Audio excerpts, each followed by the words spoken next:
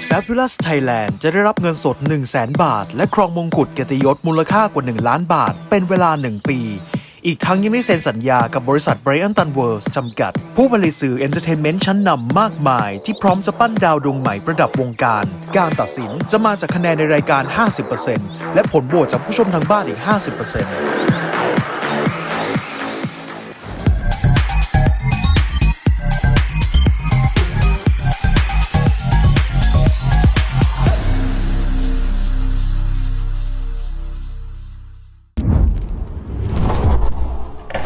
Celebrate, celebration, celebrate.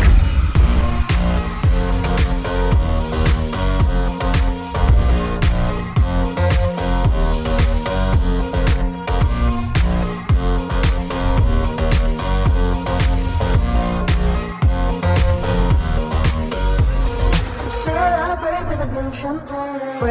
Celebrate, celebrate, celebrate, celebration, celebrate, celebrate, celebrate, celebration, celebrate.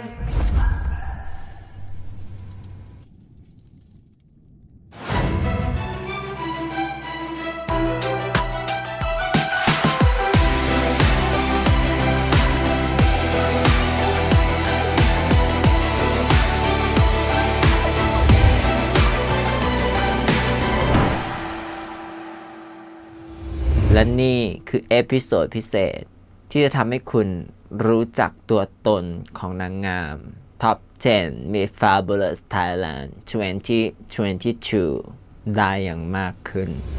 หนูจะไม่ได้มงพี่เห็นหนูแล้วพี่ก็แบบเฉยๆอ่ะวันนี้พอจะมีกลิ่นโชว์พี่หน่อยไหม ตัวเองไม่ได้ดีเท่าคนอื่น ณวันนี้พี่ก็ยังรู้สึกว่าหนูเฉยอยู่ แล้วพลอยคิดว่าพลอยมีศักยภาพมากกว่าน้องๆหรือว่าเพื่อนๆคนอื่น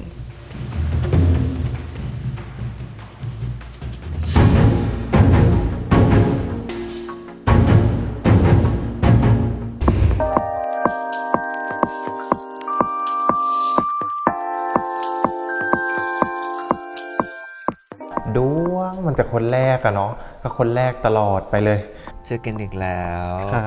ตื่นเต้น ตื่นเต้นอ่ะใช่ค่ะไม่เคยแบบคุยกับพี่ไบรอันแบบส่วนตัวแบบนี้อ๋อโอเคเป็นไงบ้างประกวด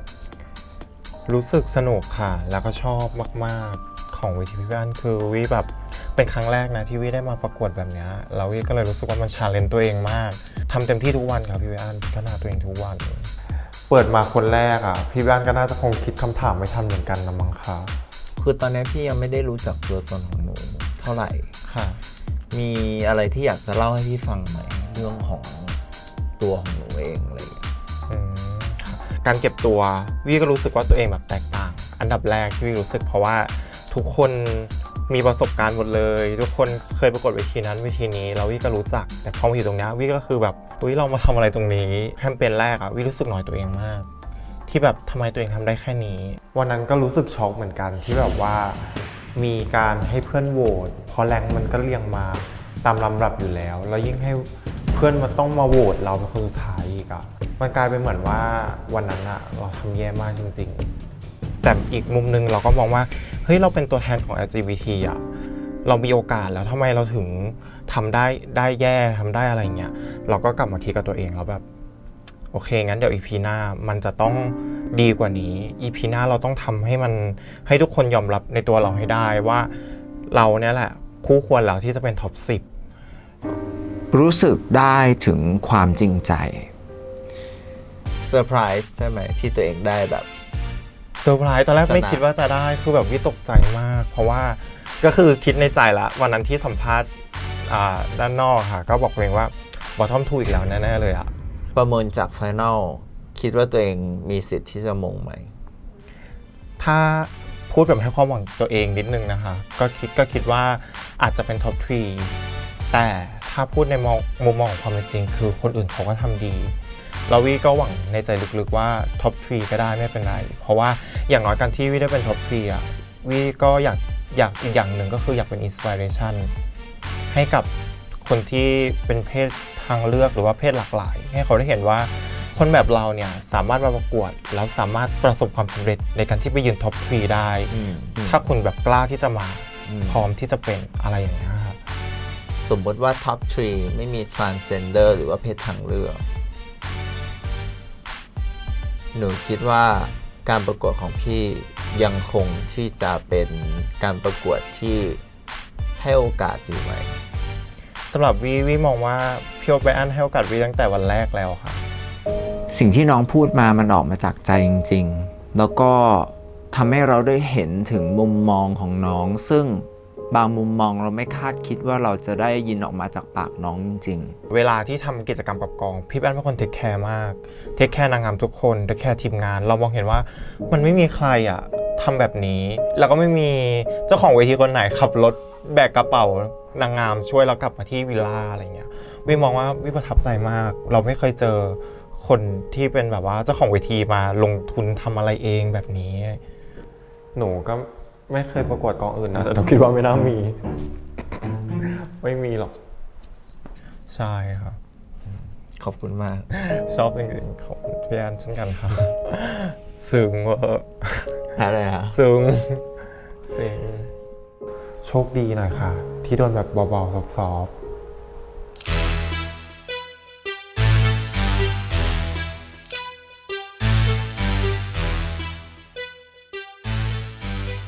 เป็นไงบ้างสำหรับการประกวดที่ผ่านมา ก็รู้สึกตื่นเต้นแล้วก็สนุกมากค่ะ คือเราเคยประกวดมาแล้ว แต่ว่ามันไม่ใช่สิ่งที่เราเคยไปประกวดมา ปกติประกวดนางงามก็คือแบบว่ามีแค่หน้างานเลย คนดูก็ไม่สามารถเห็นศักยภาพเราได้จริงๆ ซึ่งขิมมองว่าการประกวด Miss Fabulous เนี่ยมันเป็นด้วยความที่มันประกวดเป็นแคมเปญมันรู้สึกว่าเป็นอะไรที่แฟร์ดีกับตัวนางงาม ช่วงแรกพี่ก็รู้สึกว่าหนูแบบชิลมาก แล้วพี่เป็นคนที่ไม่ชอบนางงามที่ไม่กระหายมงพี่เห็นหนูแล้วพี่ก็แบบเฉยๆอ่ะ รู้สึกเหมือนกันหนูรู้สึกว่าหนูทำให้แม่ผิดหวังแล้วหนูก็ผิดหวังในตัวเองด้วยที่หนูทำได้ไม่ดีมากพอ อะไรเป็นการตัดสินใจที่หนูมาการประกวดครั้งนี้ เอาจริงๆเลยเนี่ยตอนแรกหนูคิดว่าหนูไม่อยากประกวดอะไรแล้ว แต่แบบพอพี่ให้โอกาสอะหนูรู้สึกว่าสมมุติถ้าไม่ชนะอย่างเงี้ยอย่างน้อยหนูจะต้องได้อะไรแน่นอน ได้คำแนะนำได้อะไรดีๆ ที่มันจะพัฒนาในฐานะปัจเจกของหนูในต่อไปในอนาคตจากพี่ได้แน่นอน ขิงเป็นคนที่พรีเซนต์ตัวเองได้ดี พี่ไม่รู้ว่าก่อนได้มงกับหลังได้มงอะมันจะเปลี่ยนไปไหม คือไม่มีใครเดาได้ หนูคิดว่าหนูจะจัดการกับตัวเองได้ยังไงบ้าง หนูต้องบอกอย่างหนึ่งเลยว่าหนูเป็นคนที่แสดงไม่เป็นทุกอย่างที่หนูเป็นในรายการทุกอย่างที่หนูเป็นกับทุกคนมันคือตัวตนหนูจริงๆ เพราะฉะนั้นน่ะหนูไม่รู้ว่าคนอื่นอาจจะแบบเปลี่ยนไปหรือเปล่า แต่สำหรับหนูคิดว่าหนูก็เป็นอย่างนี้เพราะการที่หนูเลือกมาที่นี่มันแปลว่าเรากำลังเป็นแคนดิเดตที่จะ take responsibility บางอย่าง เพราะฉะนั้นแล้วอะไรคือเหตุผลที่เราจะต้องมาเหวี่ยงกองมันไม่ใช่การแข่งขันระหว่างสองคนพอหนูก้าวมาตรงนี้มันคือเรา a part of each other เพราะฉะนั้นหนูคิดว่าหนูไม่เปลี่ยนแล้วคนที่หนูกำลังเป็นตอนนี้ มันก็คือตัวตนที่แท้จริงของหนูมันไม่ใช่การแสดงค่ะ ด้วยบุคลิกด้วยท่าทาง ด้วยคำพูดที่ฉลาดพูด ก่อนหน้านี้มีความคิดอะไรของหนูที่คิดว่ามองพี่เป็นอีกแบบหนึ่งแล้วตอนนี้รู้สึกว่ามันไม่ใช่แล้วหนูไม่น่าคิดแบบนั้นเลยมีไหม นี่ค่ะ ใช่ ตอนแรกคิดว่าพี่เป็นคนเหวี่ยงเป็นคนเป็นคนแบบ มันไม่เหมือนที่คิดไว้แล้วก็แบบไม่น่าคิดแบบนั้นเลยคือพี่คือแบบคนละคนกับที่มี perspective ก่อนหน้านี้เลยเกี่ยวกับพี่ ก่อนมาเจอพี่ไบรอันก็เป็นแบบ แต่พอหลังมาเจอก็คือแบบ แม่หนูขอโทษ พี่ก็ต้องบอกก่อนเลยนะว่ามี Fabulous คนจะมงได้มันต้องป๊อปปูล่าเพราะว่ามันคือเฟสของกองประกวด แต่ถ้ามันมงแล้วมันไม่ดังหนูจะทำไง หนูคิดว่าหนูเป็นคนหนึ่งเลยนะในกองที่หนูมี potential ที่หนูจะดังได้อะดูจากยอด follower ใน IG ก็เวลาหนูทำอะไรมันก็เป็นมีมัน viral ใน TikTok ถ้าสังเกตดูดีๆนะทุก EP ที่ออกอะหนูจะต้องแบบเป็นมีมหนูจะต้อง viral อะไรบางอย่างไอ้ดังหรือไม่ดังเนี่ยหนูทำเองได้ค่ะ ตัวหนูอ่ะมีความเป็น Miss Fabulous ยังไงบ้าง แน่นอนว่าชื่อมันก็คือ fabulous หนูคิดว่าหนูก็ fabulous ระดับหนึ่งไม่ว่าจะเป็นเรื่องเทสอะไรต่างๆนานา ขิงคืองัดทุกอย่างที่ตัวเองมีอยู่ เอามาเสนอให้เรา แล้วข้อเสนอนั้นมันก็น่าสนใจ อย่างเช่นเมื่อวานเราไปกินชาบูกับแม่ยังทักเลย แบบมีสไตลิสต์หรือเปล่า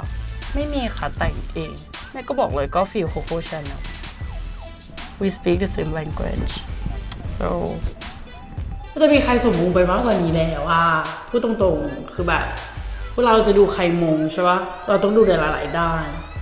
ก็ลองพิจารณาดูจริงๆนะคะว่าแบบถ้าดูในหลายๆด้านเนี่ยใครสมมุติมันก็ต้องแบบนั้นภาษาหนูก็ได้ ความรู้หนูก็ได้ The Queen of Giver ไง หนูก็ทำได้ และหนูคิดว่าหนูทำได้ดีที่สุดด้วย ไม่ผิดหวังค่ะที่ตัดสินใจมาประกวดที่เวที Miss Fabulous ทุกคนคือครอบครัวค่ะ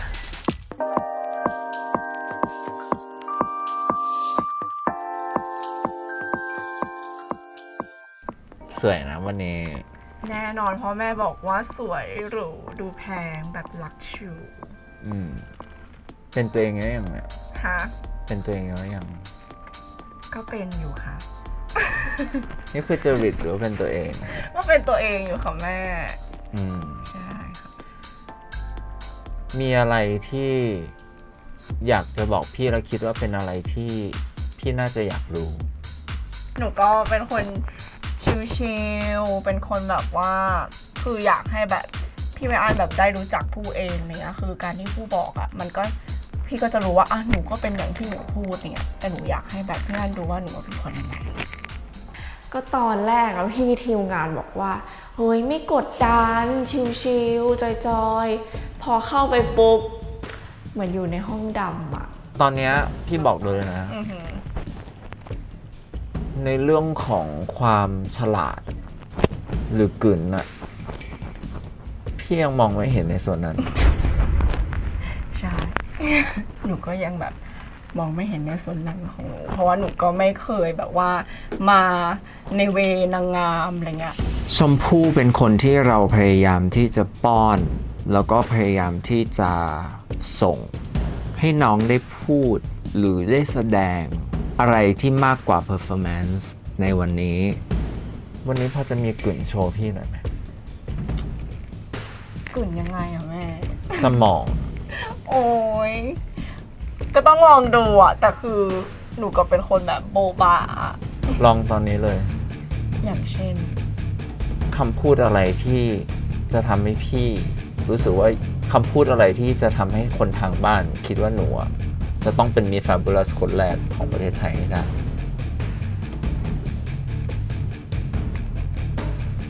งงก็มีความงงอยู่เพราะว่าด้วยบรรยากาศในห้องเนาะมันแบบอึมครึมคือตอนแรกเรานึกว่าจอยๆแต่พอแบบมองหน้าแม่ปุ๊บโอ้โห อุ้ยก็ยากอยู่นะแม่หนูถ้าพูดถึงกลืนหนูอาจจะแบบไม่ได้เก่งเท่าคนอื่นเนี่ยแต่หนูคิดว่าความจริงใจความเป็นตัวของตัวเองแล้วก็ความสามารถจากที่หนูได้พิสูจน์ให้คนดูเห็นเนี่ยมันก็อาจจะทำให้หนูได้เป็นMiss Fabulousได้ค่ะ แต่ก็ไม่สามารถที่จะนำเสนอสิ่งนั้นออกมาได้อยู่ดี คือหนูตอบผิด พี่ถามว่าหนูจะพูดยังไงให้กับคนทางบ้าน ให้พี่เห็นกลิ่นของหนู ให้พี่มอบมงให้หนู ตัวกลางแม่มันก็ยากอยู่นะเพราะหนูว่าหนูไม่รู้ว่าหนูจะพูดออกมาอย่างไรอะ พูดออกมา คือตอนนั้นอะพยายามคิด แม่ไม่ชอบ คือหนูอะอยากจะบอกกับทุกคนอะเพื่อให้ทุกคนอะเลือกหนูเป็นคนมง คือตอนนี้พี่ต้องการให้หนูอะโชว์กลิ่นเพื่อให้ทุกคนเลือกหนูให้เป็นคนมง เราจะพูดว่าไงดี แล้วเราก็คิดว่าแล้วถ้าคำที่เราพูดอะมันจะตรงกับที่แม่ถามไหมซึ่งตอนแรกมีแบบถามไม่ตอบไม่ตรงคำถามด้วย ก็เลยแบบเอาใหม่ตอบใหม่อีกรอบ ก็ไม่รู้ว่าจะตรงหรือเปล่า ก็อยากจะบอกว่าด้วยศักยภาพทุกๆอย่างจากผู้หญิงที่ไม่รู้ว่านางงามคืออะไร และการเป็นนางงามต้องทำอะไรต้องทำยังไงก็อยากจะแบบ คือหนูก็พิสูจน์ตัวหนูเองแล้วก็พิสูจน์ให้พี่ไบอันและคนทั้งบ้านเห็นว่าไม่ว่าหนูจะเป็นผู้หญิงธรรมดาหรือเป็นแค่นางแบบอะหนูก็สามารถที่จะเป็นมีแฟบูลัสหรือเป็นนางงามได้ค่ะ กดดันมากคือเกือบร้องไห้แต่ก็บอกกับตัวเองว่าเฮ้ยไม่ร้องแต่มีเสียงสั่นแล้วอะตอนที่พูดเนี่ยค่ะ คือตอนนี้ด้วยความที่หนูชิลมาก พี่ก็เลยไม่รู้ว่าหนูอยากได้มงจริงๆหรือเปล่า หรือแค่มาประกวดเพื่อที่จะโอเค มาหาประสบการณ์ เป็นทางผ่าน ถามว่าหนูคาดหวังไหมหนูว่าคาดหวัง แต่ว่าบางทีแบบ การที่เราคาดหวังสูงมากๆ ถ้ามันไม่ได้มันก็จะแบบเจ็บอะไรเงี้ยหนูก็เลยคิดว่าเราทำเต็มที่ในทุกๆวันในทุกๆแคมเปญถือว่าการได้มาในรายการพี่ไบอันหรือได้มาประกวด Miss Fabulous มันคุ้มค่าสำหรับหนูแล้ว ไม่เป็นไรทำสุดความสามารถเท่าที่ทำได้ละกัน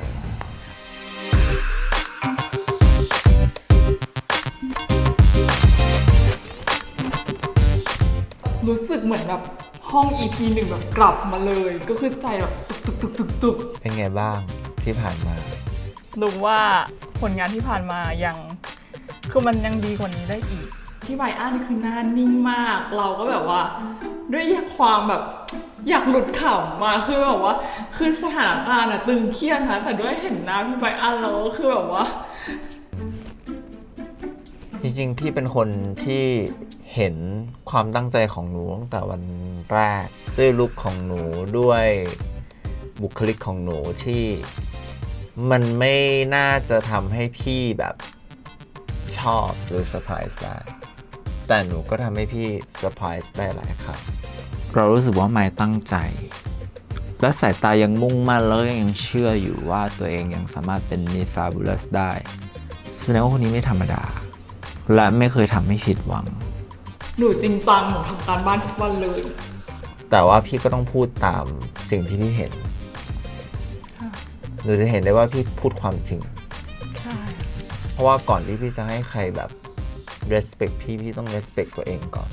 จริงๆ หนูเชื่อที่พี่ไบอันพูดหมดเลย เพราะว่าตอนพี่ไบอันพูดแม้หนูจะไม่เห็นฟุตเห็นอะไรอย่างเงี้ยหนูก็เชื่อที่พี่ไบอันพูดว่าหนูควรแก้ไขจุด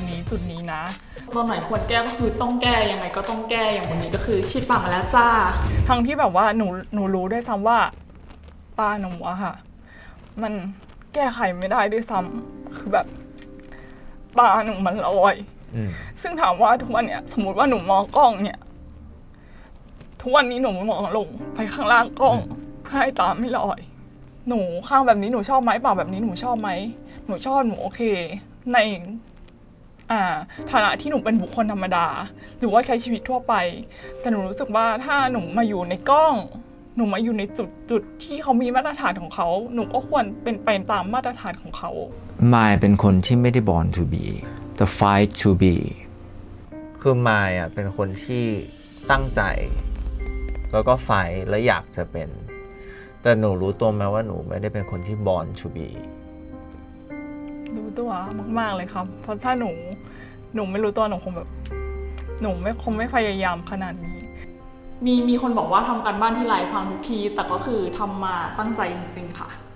อยากให้เห็นความพยายาม จากที่หนูพูดว่าหนูปรับปรุงพัฒนาการของหนูพี่ก็อยากรู้ว่าจริงๆแล้วเนี่ยมันเป็นความสุขของหนูไหมมันเป็นความต้องการที่หนูอยากจะเป็นจริงๆหรือเปล่า คือหนูมาชอบดูนางงาม แล้วเมื่อก่อนหนูไม่ได้คือไม่รู้สึกว่าตัวเองมีอะไรดีเลย จนหนูได้ดูนางงามหนูรู้สึกว่านางงามอ่ะเขามีดีหลายอย่างเลยนะแล้วก็อยากมีดีแบบเขาบ้างจนหนูพัฒนาตัวเองมา เพื่อที่อยากเป็นแรงบันดาลใจเหมือนนางงามคนที่เขาเป็นแรงบันดาลใจให้หนูวันหนึ่งเราไม่ได้อยู่ในจุดนี้เราก็อาจจะเป็นอีกคนนึงแต่ว่าอยู่จุดเนี้ยเรามีความสุขเราก็เลยทำมันค่ะ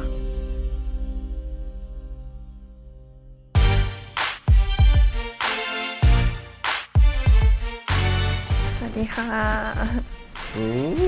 แอบเครียดตึงเครียดไม่รู้ว่าแม่จะถามอะไรแล้วก็เห็นเพื่อนออกมาแอบน้ำตาซึม หนูก็แบบจะร้องไห้หรือเปล่าวะยิ่งเป็นคนร้องไห้ง่ายสวยขึ้นเยอะเลย ขอบคุณค่ะ ไปทำอะไรมา ฉีดโบท็อกซ์ค่ะแล้วก็ทำฟันฟิลเลอร์ค่ะเบา เบาๆใช่ไหม ๆค่ะเป็นไงคะสวยไหมคะ สวยแบบละสายตาจาก เด็กคนนี้ไม่ได้เลย สวยขึ้นเยอะเลยอ่ะ ขอบคุณค่ะ แต่พี่งงว่า performance หนูตอนที่อยู่ในรายการพี่กับตอนที่ไปประกวดกับที่อื่นมันแบบตอนที่อยู่ในรายการพี่เหมือนแบบหนูใส่ไม่เต็มหรือว่าหนูยัง ตอนที่ถ่ายรายการหนูคิดว่าหนูเต็มที่แล้วเหมือนว่าเราโดนคอมเมนต์มาเราอ่านคอมเมนต์จากที่พี่ไวอันคอมเมนต์จากที่ชาวเน็ตคอมเมนต์แล้วเอามาตกผลึกในความคิดตัวเองอะ แสดงว่าการที่เข้ามาอยู่ในกองประกวดพี่มันเหมือนเป็นค่ายที่ทำให้หนูพัฒนาตัวเอง ค่ะ คือดีมากจริงๆ นี่ขอชมเลย แล้วหนูก็ success พอเราแบบประสบความสำเร็จตรงนั้นแล้วอะแล้วแม่มองเราแล้วยินดีกับเรารู้สึกแบบดีใจมากๆค่ะ พี่ก็เลยอยากถามว่า ถ้าหนูมงมี fabulous ขึ้นมา ก็ขอรับทั้งสองตำแหน่งเลย คือรับทั้งสองหนังคู่ไปเลยเหรอ ค่ะ อ๋อ โอเค ตอนอยู่ในรายการคือมันมีฟุตเทจหนึ่งที่สัมภาษณ์หนู อยากกลับบ้านทุกวัน ตอนนั้นรู้สึกยังไง รู้สึกท้อแล้วก็นอยกับสิ่งที่ตัวเองทำแล้วก็คะแนนที่มันออกมา เราเข้าใจว่ามันต้องจัดลำดับแล้วก็เพื่อนๆทำได้ดีแล้วหนูเป็นคนที่นอยตัวเองง่ายมากๆค่ะ แล้วก็ทำได้ไม่ดีทำไมเราถึงยังต้องมาอยู่ตรงนี้อะไรเงี้ย หนูคิดว่าอะไรที่รู้สึกว่าเป็นจุดเด่นของหนูแล้ว ถ้าไปคอม pare แล้วหนูเด่นกว่าคนอื่น ตอนเนี้ยที่หนูคิดมันมีแค่ร่างกาย แล้วก็รูปร่างหน้าตา แค่นั้นเลย สิ่งเดียว ใช่ค่ะ แล้วเด็กคนนี้เป็นคนที่พูดออกมาจากใจ แล้วก็สามารถที่จะขยายความจริงนั้นได้อย่างละมุนละม่อม หนูจะชอบคิดว่าตัวเองไม่ได้ดีเท่าคนอื่น ทุกครั้งในการประกวดเลย ข้างนอกมันเอื้อหมดแล้ว เหลือแต่ข้างใน ถึงแม้ว่าหนูจะไม่ได้เป็นนักฆ่าก็ตาม แต่บนเวทีด้วยความที่มันเป็นการแข่งขันแล้วหนูก้าวเข้ามาขนาดเนี้ยดังนั้นพี่คิดว่าหนูต้องเปลี่ยนตรงนี้ใหม่ ไม่อย่างนั้นหนูไปเวทีใหญ่ก็ไม่มง หรือจะเวทีพี่ก็ไม่มง ถ้าหนูยังไม่เปลี่ยนตรงนี้ แต่เหตุผลที่พี่พูดนี้คือพี่อยากให้หนูปรับปรุง และอยากให้หนูไปสักเซสในก้าวต่อไป เรารู้สึกดีใจนะ ตอนแรกแอบเกรงใจด้วย เพราะว่าเราก็ยังประกวดของเขาอยู่ แล้วเราก็แบบไปมงที่อื่นอะไรเงี้ย เกรงใจไม่รู้ว่าเขาจะรู้สึกยังไง แล้วก็พอแม่มายินดีด้วยอย่างเงี้ย หนูก็รู้สึกดีใจที่แบบ อย่างน้อยเราก็คิดว่าแม่อาจจะไม่ได้งอนเราให้เราไปมงที่อื่น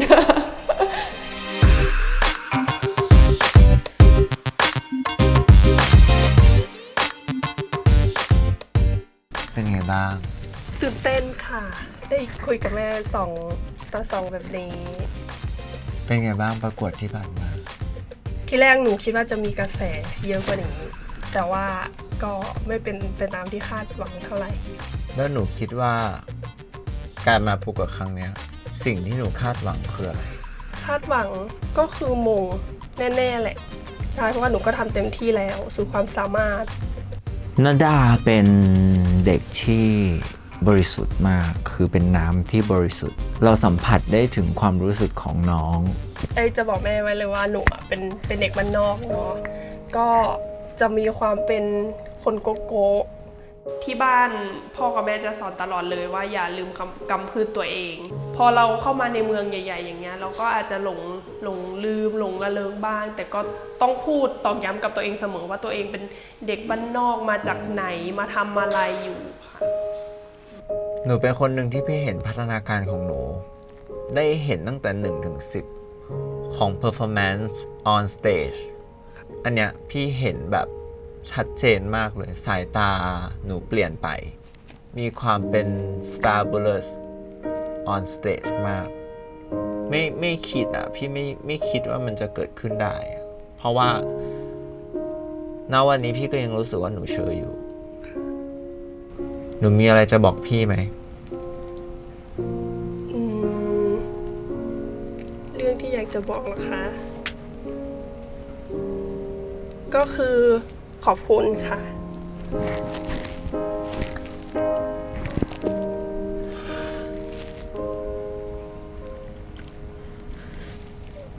ขอบคุณอย่างเดียวเลยค่ะแม่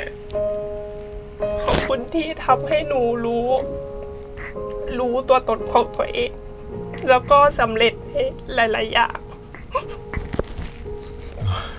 จะร้องไห้ตามมันไม่ได้เป็นเพียงแค่คำหนึ่งที่พูดออกมาว่าขอบคุณ แต่มันสื่อได้ถึงทุกอย่างทั้งหมด เพราะพี่เห็นหนูตั้งแต่แรก ซึ่งพี่อยากจะบอกหนูเหมือนกันว่าพี่ก็มาจากบ้านนอกเหมือนกัน แต่คนเราอะเทสมันเปลี่ยนได้ เราสามารถเลือกที่จะอยู่สังคมไหนก็ได้ เราสามารถเลือกที่จะเป็นยังไงก็ได้ ดังนั้นหนูอายุยังน้อย โอกาสยังมีอีกเยอะ หนูก็คิดว่าขนาดแม่ยังมาถึงจุดนี้ได้ แล้วหนูจะทำไม่ได้บ้างหรออย่างเงี้ยหนูคิดเลยตอนนั้นหนูมีความหวังยังไงสักวันหนูต้องประสบความสำเร็จอย่างแม่ให้ได้ค่ะถึงจะไม่มุ่งแต่หนูก็รู้แล้วว่าต้องไปทางด้านไหนค่ะขอบคุณมากๆที่ทำให้นาดารู้ว่านาดาควรที่จะดึงศักยภาพของตัวเองในด้านไหนออกมาให้ทุกคนได้รู้ค่ะ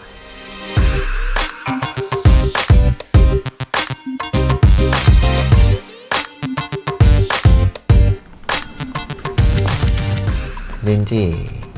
เนาะ ก็เป็นสัมภาษณ์ตัวต่อตัวเนาะเราก็ยิ่งกดดัน เพราะว่าการสัมภาษณ์ตัวต่อตัวกับนางงามเนี่ยมักจะมีคำถามที่ทำให้ตกใจหรือ ประหลาดใจคาดไม่ถึงได้เสมออย่างนี้ค่ะ ก็พูดตามตรงว่าเป็นโค้งสุดท้ายละสำหรับการประกวด Beauty Pageant เนาะ ค่ะ คือเวทีที่เป็นประกวดแบบสากลอะลินจียังไม่เคยได้มงเลยป่ะ เวทีใหญ่ยังไม่เคยได้ รู้ตัวไหมว่าตัวเองขาดอะไร ที่ทำให้ไม่ได้มงสักที ใจที่มุ่งมั่นมั้งคะเอาจริงๆนะเวทีใหญ่ที่ไปอ่ะ เป้าหมายเราไม่ใช่มงกุฎนะคะเวทีใหญ่ที่ไปคือฉันไม่ใช่ฟิลนางงามเลยฉันชอบการเป็นนางแบบ อยากได้ประสบการณ์ อยากเที่ยวแล้วเขาพาเที่ยว Exclusive พาไปสถานที่ตามดังๆในประเทศไทยนะไปภูเก็ตไปกระบี่อย่างนี้ไปกินข้าวดีๆกินอาหารบุฟเฟ่ต์โรงแรม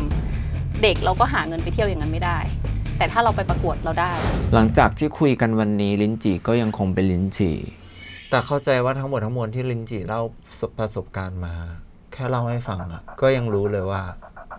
ลินจีไม่มีความกระหายมง ใช่เราไม่ได้กระหายมงขนาดนั้น มันไม่ใช่อินเนอร์ของวินเนอร์ อันนี้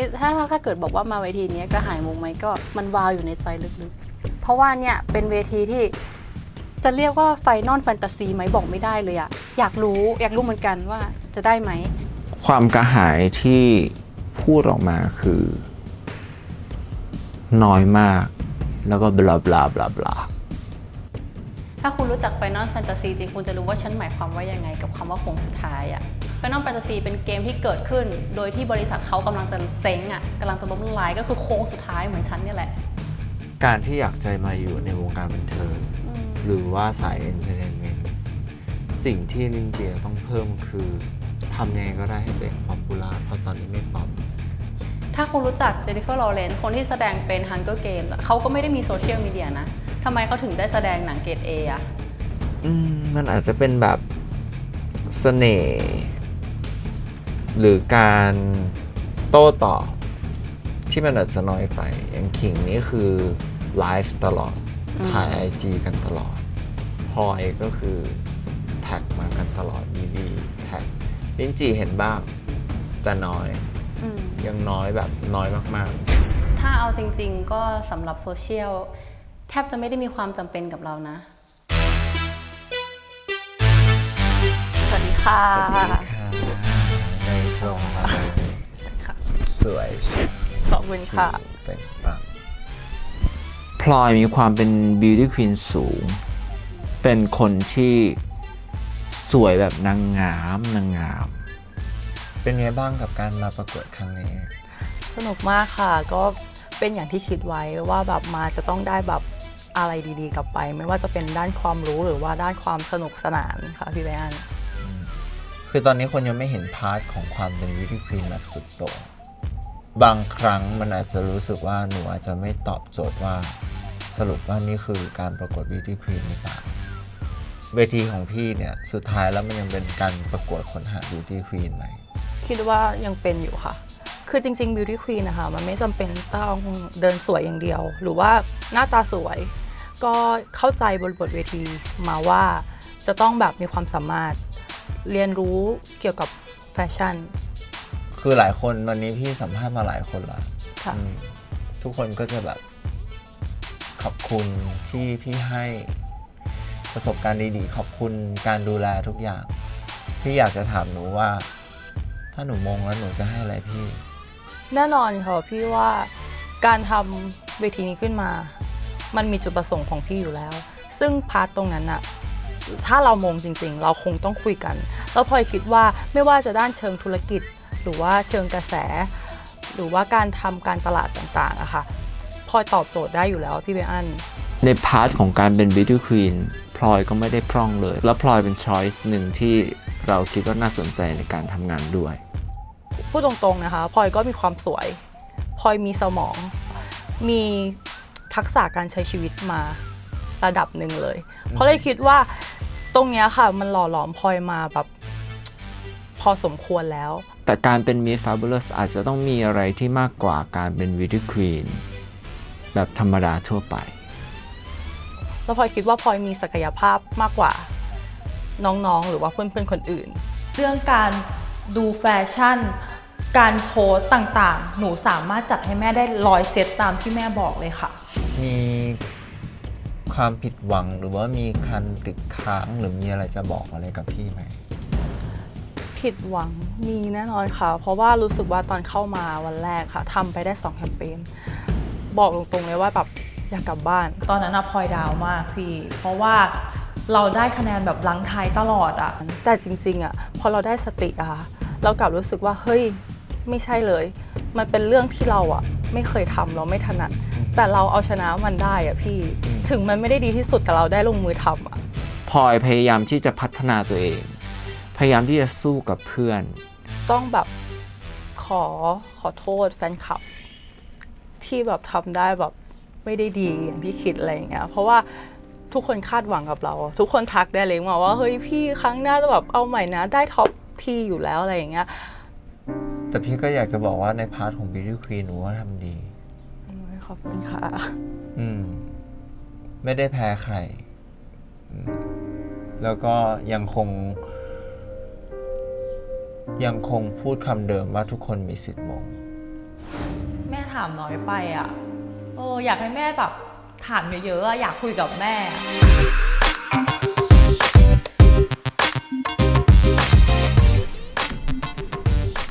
มาแล้วคนสวย สวัสดีค่ะ เวเนซุเอลาสวยตั้งแต่หัวจรดเท้า จริงไหมคะ ส่วนสูง 193 เป็นไงบ้างกับการประกวดครั้งนี้ สนุกค่ะ แล้วก็รู้สึกว่าแบบได้ความรู้เยอะวันนี้ไม่เหวี่ยงค่ะชิวๆสบายๆก็เหวี่ยงมาเยอะแล้วเนาะแต่คนสาบหนูอีกนะ หนูมีอะไรอยากจะบอกพี่ไหม หนูอยากได้มง หนูยอมลาออกจากงานเพื่อมาประกวดเวทีเนี้ยหนูยอมแลกมากับโอกาส ที่หนูกำลังจะแบบไปได้สวย แต่หนูก็คิดว่าความฝันของหนูในครั้งเนี้ยมันน่าไปมันน่าลอง ซึ่งหนูก็คิดว่ามันคงไม่มีโอกาสแบบนี้มาให้หนูบ่อยๆหนูเลยตัดสินใจลาออกจากงานเพื่อมาประกวด พี่คิดว่าหนูยังอายุไม่เยอะ เพียงแค่ประสบการณ์หนูเยอะ เพราะหนูอาจจะเริ่มต้นเร็ว หนูก็เลยรู้สึกว่าไม่ละค่ะ ถูกไหม ใช่ค่ะ ตอนแรกพี่ก็นึกว่าหนูเพอร์เฟกต์นะแบบตอนที่หนูบอกว่าหนูจะไม่ประกวดหรอกค่ะ เพราะว่านี่คือเวทีสุดท้ายของหนูแล้วหนูจะไม่เอาละซึ่งพี่นึกว่าหนูอายุ30ซึ่งจริงหนูยังอายุน้อยอยู่เลย ชีวิตมันยังมีอะไรให้แบบให้เรียนรู้แล้วก็ให้เดินทางอีกเยอะ หนูอาจจะไม่ได้มง แต่หนูอาจจะมีงานในสายเอนเตอร์เทนเมนต์มากขึ้น เพราะพี่พูดเลยนะว่ารายการเนี่ยหนูเด่นมาก แล้วไม่ได้เด่นในทางที่ไม่ดีอย่างเดียวด้วย มันมีทั้งสองทางสำหรับลัคกี้แล้วเนี่ยคือตอบโจทย์ของคำว่า reality กระแสหนูถามว่าดีไหมดีนะ แต่มันก็คนสาบหนูก็เยอะอะเอาจริงๆแล้วทีเนี้ยคนโหวตหนูก็ไม่ค่อยมี อันนี้พี่ถามแบบจริงๆเลยนะการมาประกวดครั้งเนี้ยหนูคิดว่ามันคุ้มสำหรับหนูไหม ถามว่าคุ้มสำหรับหนูไหมก็คุ้มแต่ถ้าสมมติว่ามันได้รางวัลมาจริงๆอ่ะมันน่าจะคุ้มกว่า เราอยากเป็นควีนถ้ามันไม่ได้ถามว่ามันจะคุ้มเต็มที่ไหมจริงๆมัน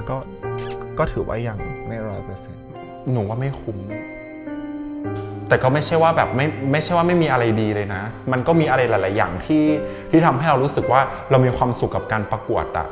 แต่หนูรู้สึกว่ามันยังไม่คุ้มเลยมีอะไรอยากจะบอกพี่ไหมเอาจริงๆนะหนูรักแม่มากก็คือตั้งแต่วันแรกที่เราเข้ามาอย่างเงี้ยแม่ดูแลหนูดีมากดูแลดีมากกว่าที่หนูเคยไปเอาจริงๆคือมันอบอุ่นทุกๆครั้งที่เรามาซึ่งมันก็เป็นความรู้สึกที่เราอยากจะให้เด็กรู้สึกแบบนั้นจริงๆอยู่แล้วแล้วก็ดีใจที่ลัคกี้รู้สึกอย่างนั้นด้วยหนูมาแล้วหนูมีความสุขมาเจอเพื่อนอย่างเงี้ยมาเจอแม่มาเจอพี่ๆทีมงานทุกๆคนคือมันทำให้หนูมีความสุขคิดว่าถ้าหนูได้มงมาสิ่งที่หนูจะให้กับกองประกวดคืออะไรหนูจะทำทุกงานทุกอย่างที่มันสามารถช่วยกองได้หนูก็คือจะไม่ไปเวทีไหนต่อก็คือจะจบอยู่ณเวทีนี้ก็คือให้ทุกคนรู้ไปเลยว่าเนี่ยคือ Lucky Miss Fabulous Thailand จนหมดวาระต่อให้หมดวาระมีปีต่อๆไปที่เราจะต้องมาช่วยกันหนูก็ยังจะมาช่วยงานกองค่ะทุกๆปีโอเคเหมือนกับที่หนูได้บอกเลยว่าหนูอยากปิดตำนานไว้ที่เวทีนี้ถ้าถามว่าตอนนี้ใจหนูแบบหนูคาดหวังถึงขั้นที่มันจะมงได้ไหมอ่ะเป็นไปได้ยากค่ะเพราะแทบจะไม่มีคนโหวตให้หนูเลยและอีกหนึ่งคนที่จะไม่พูดถึงไม่ได้ก็คือไอรินซึ่งวันนี้ไอรินมาไม่ได้เพราะว่ามีปัญหาทางเรื่องของสุขภาพแต่ไอรินเป็นเด็กอายุ19ที่ชีวิตเนี่ยคือไม่ได้ราบรื่นจะต้องทำงานเพื่อเลี้ยงดูครอบครัวจริงๆน้องควรได้รับโอกาสในการเรียนในระดับมหาลัยแต่น้องต้องเลือกที่จะทำงานและนี่ก็เป็นเหตุผลหนึ่งที่น้องมาประกวดเพราะการที่น้องมีมงกุฎหรือคว้าตำแหน่ง Miss Fabulous Thailand เนี่ยน้องจะมีเครดิตในการศึกษาต่อในระดับอุดมศึกษาแต่วันนี้อยากจะเป็นกำลังใจให้กับน้องว่าถึงแม้ว่าจะได้มงกุฎหรือไม่ได้มงกุฎก็ตามก็อยากให้น้องสู้ต่อไป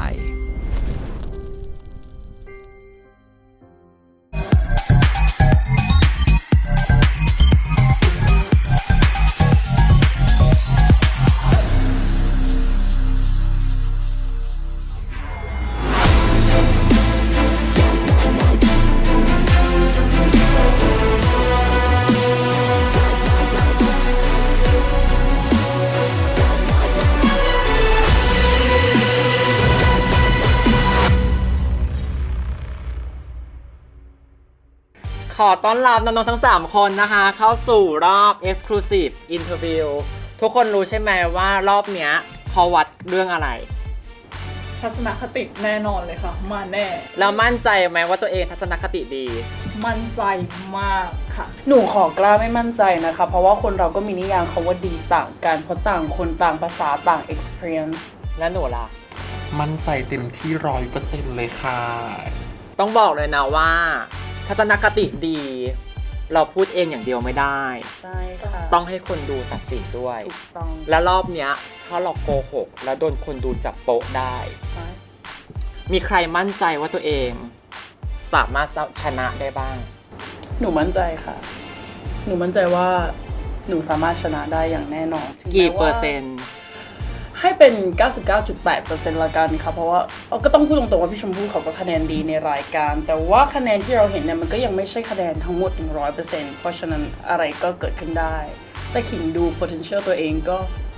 ก็ไม่ใช่แบบตัวเลือกท้ายๆอะไรอย่างเงี้ย แต่หนูก็มั่นใจเหมือนกันนะคะว่าหนูอยู่กลางๆตลอดคะแนนก็ไม่ได้แย่ไม่เคย bottom 2 ด้วยเพราะฉะนั้นมีสิทธิ์มงได้ค่ะ แต่ตะเกียะน้องขิงไม่ได้รีเฟอร์ชื่อพวกหนูเลย นั่นแปลว่าพวกหนูไม่ได้อยู่ในสายตา แต่หนูก็ไม่ได้ refer ชื่อขิงกันนะคะ ใช่ค่ะเพราะเราอยู่คนละลีกกัน อุ๊ยรอเล่นนะคะ มีใครที่คิดว่าตัวเองทำให้ดีให้ตายแค่ไหนก็ไม่ชนะบ้าง อุ๊ยถ้าสมมติว่าคนเราอะมาแล้วแบบคิดแบบเนี้ยก็ไม่ต้องมาประกวดเนาะเพราะว่าการประกวดมันก็มีแพ้มีชนะ ถ้าเราคิดว่าอุ๊ยทำดีไปแค่ไหน ก็แบบไม่ได้อยู่ในสายตาอันเนี้ยก็บอกก่อนว่า ในรายการคนอาจจะไม่ชอบ มันก็มี แล้วทำไมคนถึงไม่ค่อยโหวตให้หนูคิดว่าเป็นเพราะว่าอะไร น่าจะเป็นเกี่ยวกับเรื่องแบบคนดูคิดว่าเราหลายอะไรประมาณเนี้ยถ้าฉันไม่วีนอะพวกคุณจะจำฉันได้ไหมวันนี้ว่าเป็นลัคกี้ ทุกวันนี้คนจำขิงได้ไหม ก็จำได้นะคะแต่ทุกอย่างที่หนูทำไปในรายการมันไม่ใช่การแสดงเลยมันคือตัวตนที่แท้จริงเพราะในรายการมันไม่มีสคริปต์อะหรือว่าลักกี้กับพี่ไมค์คิดสคริปต์ในรายการ ไม่เคยค่ะบอกเลยไม่เคยคิดสคริปต์ค่ะมันจะปล่อยปากเหรอคะ เพราะฉะนั้นมันก็คือตัวตนที่แท้จริงอะค่ะแบบเวลาที่คนดูเขาเห็นเราเป็นยังไงอะไรอย่างเงี้ย แต่บางทีเขาก็ตัดต่อ รอเรียนแม่ไปเรื่อย บางทีเขาอาจจะตัดต่อแกงฉันให้เป็นอย่างนี้ก็ได้ นั่นหนูกำลังจะบอกว่าทีมงานทำให้หนูดูร้าย มันก็ไม่ได้100%นะคะแต่หมายความว่าการตัดต่อมาตรงนี้มุมน่ารักเราก็มี แต่คนดูเห็นแค่ภาพแค่ว่าโอ๊ยเราเบี่ยง ถ้าวันเนี้ยเราไม่ได้ชนะ Miss Fabulous Thailand เป็นคนแรกในประวัติศาสตร์ของเวที คิดว่าใครควรจะชนะห้ามพูดชื่อตัวเองเด็ดขาดขิงก่อน พี่ชมพู่ค่ะ เพราะ พี่ชมพู่อย่างที่เราจะเห็นกันอยู่ว่า performance ในรายการเนี่ยเขาแบบขาด ถ้าสมมติว่าแคมเปญมาเป็นนางแบบ ก็แปลว่าจุดประสงค์ของรายการคือนางแบบและนางงาม เพราะฉะนั้นพี่ชมพู่เนี่ยค่ะตอบโจทย์ตรงนี้ได้มากแล้วก็พูดตรงๆอ่ะ she commercial อ่ะแบบเอาไปใช้งานได้ทำงานได้ แล้วก็เป็นคนที่แบบมี taste ดี สไตล์ดี นี่ให้พี่ชมพู่เพราะว่าเวทีเนี้ยต้องการคนที่เป็นทั้งนางงามและนางแบบผสมกันได้ คือใช้งานได้2รูปแบบ แล้วก็เพอร์ฟอร์แมนซ์หน้างานก็คือได้ตรงจุด น้องไม้ล่ะ ค่ะสำหรับไม้ให้พี่ชมพู่เหมือนกันค่ะเอ้ยต้องน้องสิเรียกพี่อีกแล้ว อยากเด็กให้มีค่ะ ก็ให้ชมพู่เพราะว่าเขาเป็นคนที่มีบุคลิกที่ชัดเจน แล้วก็เหมือนไม้เลยค่ะ สามารถแต่งหน้าได้หลายลุคแล้วก็เวลาไปอยู่กับลาตินเนี่ยไม่จมไม่หายไม่ตายลาตินแน่นอน คิดว่าเรามีข้อดีอะไรที่เพื่อนสองคนไม่มีบ้าง ก็เยอะนะคะ พูดได้หรอ พูดออกมาเลย อันดับแรกเลยเนี่ยเวทีมันชื่อว่า Miss Fabulous Thailand ใช่ไหมเราก็จะไปโฟกัสที่คำว่า Fabulous คืออะไรล่ะคะความ posh ความปัง ความแพง ความเลิศคิดว่าขิงมีเทสที่ดีนะ คิดว่าตัวเองไปไฟ Miss Fabulous International ได้นะคะถ้าแบบได้รับการบ่มเพาะที่ดีจากคุณแม่ อีก2 คน ถ้าเป็นข้อดีของลักกี้คิดว่าลักกี้มีความพร้อมเกี่ยวกับเรื่องรูปลักษณ์ในส่วนของเรื่องแบบความแบบเพอร์ฟอร์แมนซ์หรือว่าอะไรที่มันสามารถปรับปรุงกันได้ ในการต่อยอดบนเวทีอินเตอร์ลักกี้คิดว่าลักกี้ก็สามารถไปได้ครับเพราะว่า1แล้วส่วนสูงเราที่สามารถไปไฟท์กันกับต่างประเทศ ข้อดีของไมล์เลยนะคะ คือประสบการณ์การทำงานที่มากกว่า 10 ปี 1. รู้งาน 2. อยู่เป็นตรงเนี้ยแน่นอนว่าสำคัญในกองไม่ว่าจะอยู่กองไทยหรือว่าจะไปเป็นกองอินเตอร์การเข้ากับเพื่อนการเข้าสังคม ตรงเนี้ยไมล์คิดว่าไมล์สามารถทำได้ดีแล้วก็ต่อยอดได้ค่ะ อันนี้เห็นด้วยนะคะแบบการที่เราต้องมีแมนเนอร์เวลาอยู่ในกองอะไรอย่างเงี้ยแบบทำกิจกรรมเนาะเรื่องสปอนเซอร์เรื่องตรงต่อเวลาอะไรอย่างเงี้ยเป็นสิ่งที่สำคัญมากๆแบบห้ามให้คนอื่นมานั่งรอเรานานๆอะไรอย่างเงี้ย มีใครที่อยู่บนโต๊ะนี้แล้วรู้สึกว่าตัวเองทำผิดกฎของกองเช่นอาจจะเคยเลทเคยแอบหนีไปนอน เคยโพสต์เน็บกองประกวด What? หรือนินทาเจ้าของเวทีอย่างแบรนด์ตัน ไม่มีแน่นอนคือโอเคอย่างเลทอย่างเงี้ยค่ะคืออันนี้ยอมรับว่าเคยเลทแต่ว่าไม่เคยปล่อยให้เพื่อนทั้งกองมานั่งรอเราคนเดียวอันนี้ไม่เคยแน่นอน ถ้ามองว่าเรื่องนินทานี่ว่าก็ มันก็ต้องมีอ่ะแต่จะนินทาเรื่องดีหรือเรื่องไม่ดีมันก็แล้วแต่บุคคลก็จะมีอยู่ค่ะแบบว่าอุ๊ยทำไมผลการตัดสินของวันเนี้ยเป็นแบบนี้นะก็พูดกับเพื่อนบ้าง และเรื่องการตรงต่อเวลาลักกี้เคยทำบกพร่องบ้างไหม เรื่องเลทมีแน่นอนมีบ่อยด้วย แต่ก็ไม่ใช่ว่าแค่เราอ่ะ มันคือเราไม่มีกฎเนาะพี่ไบรอันไม่ได้บอกกฎแต่ว่ามันเป็นสิ่งที่ทุกคนต้องแบบคิดได้หรือว่าแบบปฏิบัติในกองประกวดอยู่แล้วอ่ะอย่างเงี้ยมันก็มี หมายถึงคนที่เลทหรอ ใช่ จนทำให้เพื่อนรอ ใช่มันก็มีแบบเป็นชั่วโมงเลยอ่ะ อยู่บนโต๊ะนี้ไหม แม่แรงไป มีใครในนี้ที่ทำให้เพื่อนรอบ้าง มีหนูด้วยค่ะอยู่ในนั้นก็เลทประมาณ10 นาที 10 นาที ใช่ค่ะ10 กว่านาทีไม่เกินจริงปะ พี่พูดตามตรงได้ไหม 15 จริงเหรอ ใช่เพราะว่านี่ลงมาก่อนวีวี แต่วันนี้หนูก็เลทอีกนะ ถ้าหนูเป็น Miss Fabulous Thailand หนูจะแก้ไขตรงนี้ยังไง สิ่งที่ผิดพลาดตอนเนี้ยทุกคนคือบอกว่าหนูไม่ตรงต่อเวลาหนูก็ต้องเอาตรงนี้ไปปรับปรุงเพราะหนูคิดว่ามันตอนเนี้ยคือมันยังปรับปรุงทันแต่ถ้าเราไปได้มงแล้วอะแล้วเรายังเป็นแบบนี้อยู่อะมันก็จะเป็นภาพลักษณ์ที่ไม่ดี ซึ่งหนูคิดว่าเรื่องแค่เนี้ยหนูปรับเปลี่ยนได้ค่ะ ก็ถือว่าเป็นการสัมภาษณ์แบบ Exclusive Interview ที่ทำให้พี่ได้รู้จักพวกหนูมากขึ้น แล้วขอบคุณพวกหนูที่ honest มากพอ ที่จะพูดเรื่องราวของตัวเองแล้วก็ความคิดของตัวเองแบบตรงไปตรงมากับพี่ หนูอยากฝากไว้อีกหนึ่งอย่างคนที่ผิดพลาดมาไม่ว่าจะเรื่องอะไรก็ช่างถ้าเรายังมีโอกาสที่จะแก้ตัวลักกี้เชื่อว่าสังคมจะให้โอกาสเรามันกับที่ลักกี้เป็นนั่นก็คือถ้าลักกี้ทำอะไรที่ผิดพลาดมาขออภัยไว้ณที่นี้เนาะอาจจะมีคนชอบหรือไม่ชอบแต่ลักกี้เชื่อว่าถ้าลักกี้ได้เป็น Miss Fabulous Thailand เนี่ย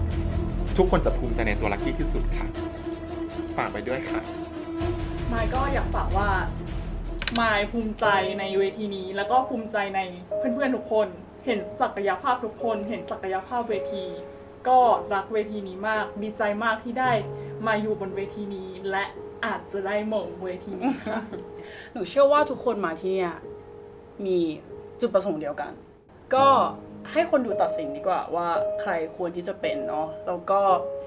ขอบคุณมิตรภาพที่ดี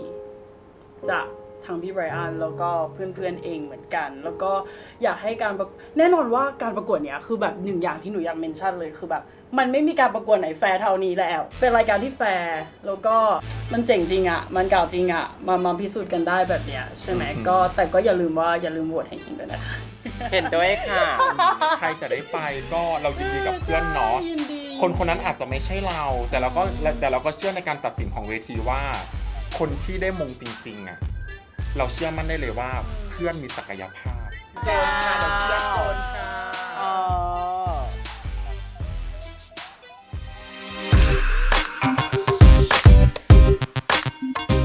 ขอต้อนรับน้องๆเข้าสู่รอบ Exclusive Interview นะคะ จะบอกว่าเพื่อน3คนตะกี้นี้ก็คือแบบแฮปปี้มากหัวเราะตลอดทั้งการสัมภาษณ์เลย จริงเชียร์กันก่อนนี่กินลักชัวริสต้ากันไปก่อนนะคะคนละ1จึบแบบลักชู ทั้ง3คนพี่เชื่อมั่นว่าชีวิตไม่ได้สวยหรูแน่นอนพลอยพี่ได้ยินมาว่าหนูเคยคิดสั้นถึง3 รอบเกิดอะไรขึ้น รู้ได้ยังไงอะคะ ใช่ก็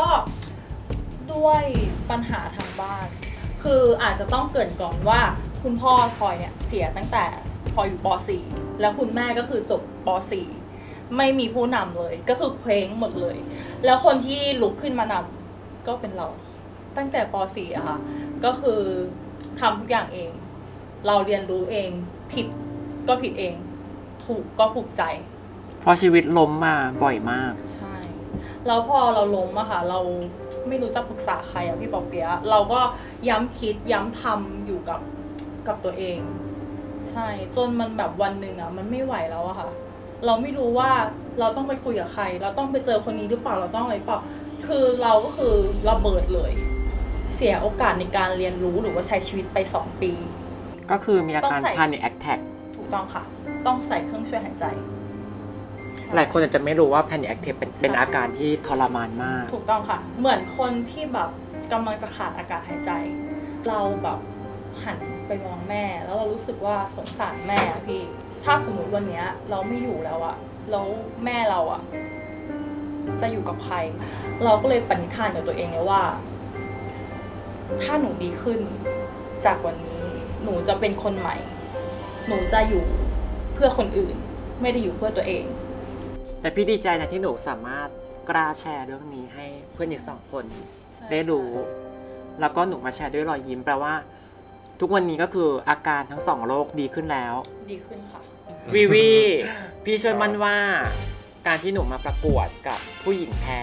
ครับ พี่รู้ว่ามันยาก เรารู้สึกว่าเราเสียเปรียบกว่า พวกเพื่อนๆไหม จริงๆวี่รู้สึกว่าเราไม่มีอะไรที่เสียเปรียบเพราะเราคือมนุษย์เหมือนกันอย่างแรก แต่ว่าสิ่งที่วี่มองก็คือมันเป็นโอกาสมากกว่าที่วี่ได้มาประกวด เพราะนั่นมันคือการที่จะเป็นใบบททางให้กับตัวเอง แล้วก็เป็นอินสปิเรชันให้กับคนอื่นว่า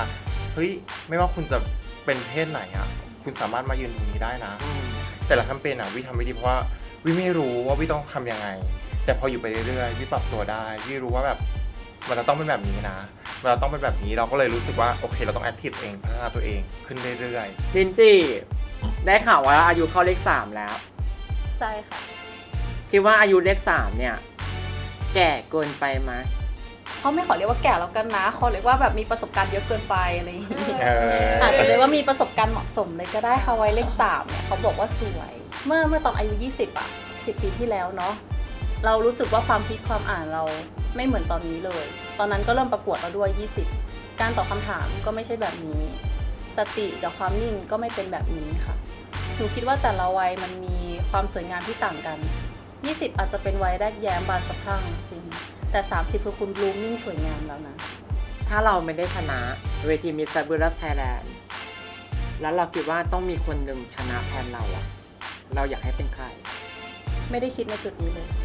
ทุกคนเหมือนกันหมด พยายามเหมือนกันหมด ไม่มีใครออกแอะไม่มีร้องไห้ ไม่มีแบบไม่ทำอันนี้ไม่ทำค่ะ คนคือไฟเตอร์ แล้ว เห็นด้วย ใคร วี ก็ วี สามารถ ก็ไม่เค เป็นตัวย แทนให้ ถอดใจถึงแม้ว่าอาจจะเคยได้บัตรทอมทูมา ใช่ คือวี่ก็อยากจะให้ ตื่นเต้นแทน พี่ขิงแล้วกัน เพราะว่า วี่มองว่าวี่อยากให้เขาเป็นสมมติถ้าวี่เป็นกระบอกเสียงไม่ได้วี่มองว่าพี่ขิงอ่ะเป็นได้ พลอยล่ะ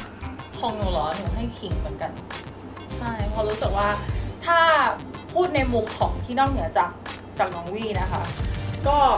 เขามีความแบบถ้าในเรื่องของแคมเปญทุกอย่างคะแนนทุกอย่างค่ะเขาทำได้ดี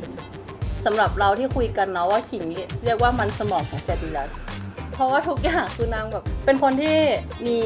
คำพูดโน้มน้าวจิตใจคนได้ บุคลิกภาพมีเสน่ห์แล้วก็การตอบคำถามที่ใช้มันสมอง ดังนั้นพี่ก็ขออวยพรให้ทุกคนโชคดีนะคะ ด้วยการชนแก้ว จากลักชูริสต้านะคะคอลลาเจนนี่ดื่มให้กับชัยชนะ ไม่รู้ว่าจะเป็นของใครนะคะ ก่อนอื่นขอต้อนรับเข้าสู่รอบ Exclusive Interview นะคะ ชนแก้ว นี่คือโค้งสุดท้ายของการประกวด Miss Fabulous Thailand ต้องบอกว่าเป็นเซตที่งงมาก คอนทราสต์มากแต่ละคน คนหนึ่งคือ performance คะแนนโดดมาก อีก 2 คนคือกลาง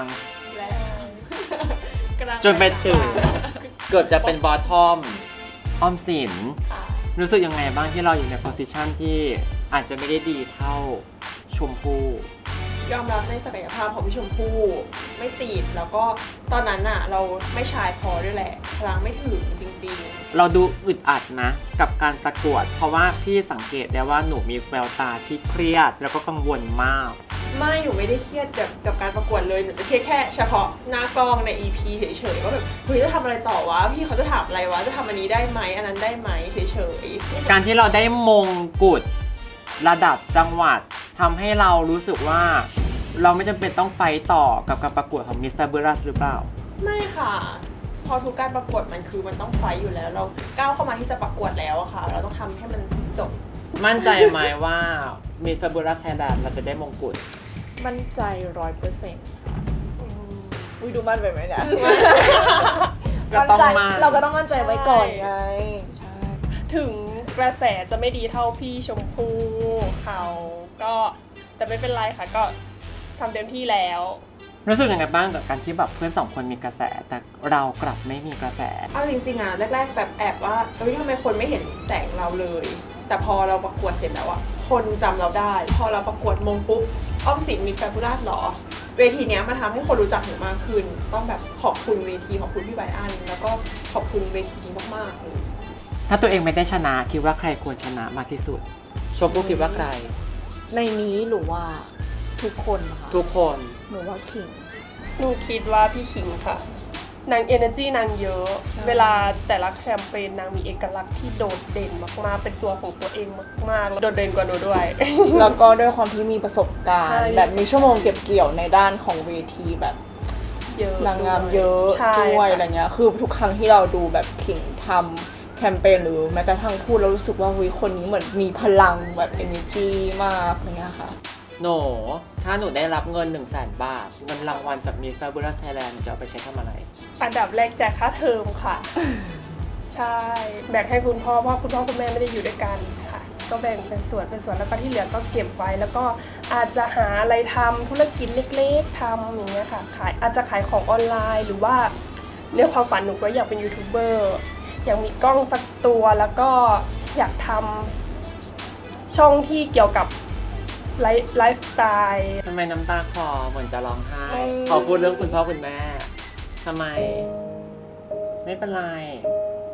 พี่เชื่อมั่นว่ายังไงเดี๋ยวพ่อกับแม่หนูก็ต้องได้ดูเทปนี้ อยากจะบอกว่าหนูอะจะเก็บเงินแล้วก็จะเลี้ยงคุณพ่อคุณแม่เองไม่อยากให้คุณพ่อคุณแม่ทำงานแล้วก็ไม่อยากจะรบกวนเรื่องเงินกับคุณพ่อคุณแม่แล้วค่ะ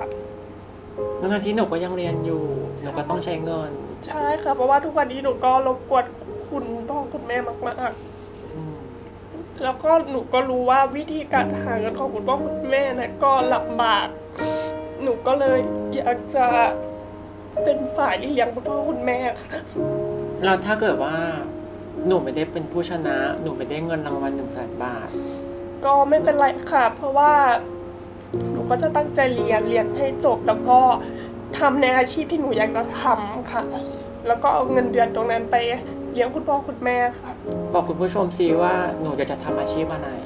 หนูอยากเป็นแอร์โฮสเตสค่ะ พี่เชื่อว่าหนูทำได้ ขอบคุณค่ะ จะไม่ได้ถามว่าจะเอาเงินไปทำอะไรนะ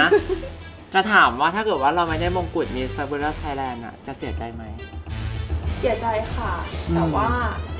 ก็ยินดีกับคนที่ได้ด้วย แล้วก็เราก็ไม่รู้สึกเสียใจมากขนาดนั้น เพราะว่าเวทีเนี้ยมันให้มากกว่ามงกุฎมันให้เราเป็นที่รู้จักให้งานเราเข้ามา แล้วก็ให้อะไรหลายๆอย่างมากกว่าแค่การดำรงตำแหน่ง ดีใจไหมที่ได้มาประกวด Miss Fabulous Thailand ดีใจมากๆค่ะ ดีใจแค่ไหน ดีใจมากๆเลยค่ะ เพราะว่าความฝันของหนูก็คือการเป็นนางแบบแต่ว่าหนูก็ยังไม่เห็นโอกาสนั้น แต่ว่าเวทีก็คือหาตัวตนของหนูแล้วก็พยายามแม่ก็บอกเสมอว่าเดี๋ยวแม่จะหางานให้ด้วยชมพู่ดีใจแค่ไหน ดีใจมากค่ะรู้สึกว่ามันคุ้มค่ามากที่เราแบบเลือกตัดสินใจที่จะมาเข้าร่วมMiss Fabulousค่ะต่อให้เราไม่ได้มงแต่คือเรารู้สึกว่าเราได้ทุกอย่างคือได้เยอะมากจริงๆค่ะ ถ้าดีใจทุกคนต้องชนแก้วและดื่มให้หมดแก้วนี้ และที่อยู่ในแก้วก็คือ Luxurista ค่ะ ใครจะชนะเดี๋ยวรู้กัน EP หน้าแน่นอนค่ะ